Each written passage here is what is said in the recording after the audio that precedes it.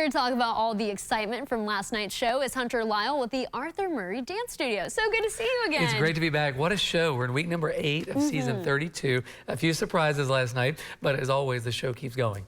Yeah, well, kind of break it down a little bit for It was me. a wild night, and they did a Whitney Houston night to honor her. And next week is, of course, going to be Taylor Swift, so it's going to be the biggest one probably ever. Oh, I'm sure. Taylor Swift is like all the rave. Yeah, it's going to be huge. So last night, Harry Jowsey did a Viennese waltz, and it was not that great. But he got saved by the voters, so he's still on the show, but he got a lot of criticism from that. Now, Xochitl came on and did an amazing tango with a sprained ankle even, and literally wrapped it and kept going and got the first 40 perfect score ever. So it was like amazing to watch. And of course, Ariana did a great paso doble, which is a very hard dance, and the dancing had some glitches in it. If you watch it from a judge's side, there were a lot of errors throughout, but it's a very hard dance to do. But the crowd loved her, and of course, she got a great score, and she's still in it.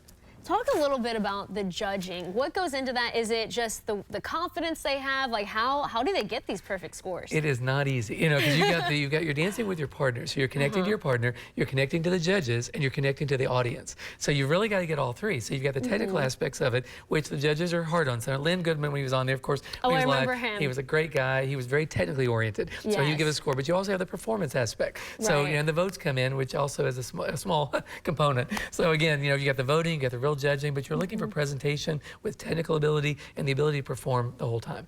And there's a fan aspect here. You were just mentioning that about Jowsey, right? Harry Jowsey, and how his fans kind of came through for him. They saved him, because as I was watching last night, I thought he is not going to make it. And the dancing was, he's just having a hard time. It's not easy for guys sometimes. And they have to learn these routines in 1 week. He's a big guy. He is a big guy. What, 6'5"? Yeah, and he has to look fluid when he gets out there. So, and they learn it in 1 week, and then they got to perform it. So that's not easy. But he did great. His fans saved him. He's still back in the game. I was disappointed to see Barry Williams go off the show. I like the Brady Bunch. I mean, how can you not? So, you know, but he is older, and I knew he was struggling with it. He had a great speech at the end. He was grateful to be on there, but he did get voted off. Oh. Yeah. Well, and you have your own dance studio here, and you have your own version of the Dancing with the Stars, right? We sure do. We're in our 13th year next year for Dancing with Lexington Stars, and it benefits surgery on Sunday. It's a great charity. Arthur Murray Studio has been here 23 years in Lexington. We've taught more people to dance than anybody in the world, and we try to make it easy. So everybody worries about coming in. I like that. Yeah. Because I'm not a dancer, and we were talking before about me learning, because this is like, it's good to make it easy, because sometimes it doesn't come natural to everyone. No, not at all. If you have 2 left feet, we just have to rename one of them. So the jokes never get better, the dancing does. You know, but if you get in the front door, you can learn to dance. Anybody can learn. And all you got to do is make that phone call, look on the website, try a free lesson, come and try it, and you'll be addicted. It's the most fun exercise you can ever do. It's really easy to get passionate about.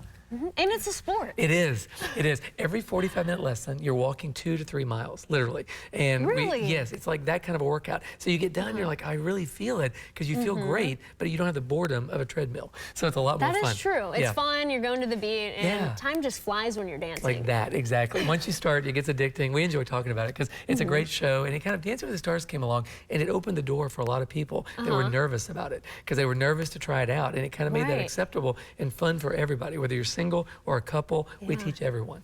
And you said Dancing with the Stars started 30 years ago? It's crazy. It was on BBC first, a long called Strictly Come Dancing, and then it was on ABC. It's now, what, 16, 17 years with ABC. And we were lucky. We started with season 1, and we've been a part of it every season. And every season it gets more interesting. You know, you get different ages, different styles, different celebrities, and some do great, some don't do so great. And it's a lot of fun to watch the progression when they first start to where they are in week number 8, 9, and 10. It gets more exciting every week. Yeah, I would agree with that. And obviously there's a passion. You're passionate about dancing. And I think people who aren't even into dancing kind of get drawn in to the show. They really do, because if you know nothing about it, you're going to see someone get out there, and they get out of their comfort zones. You know, these are celebrities, you all, that are getting out there, and they're used to performing, but they're not used to always dancing. And then their comfort zones are way out here, and they've got to get out there and perform, and they do a wonderful job. It's a lot harder than people think. When you're standing on that floor on the stage, and you're looking at all the lights, and you're looking at all the people, your nerves go a little crazy right then.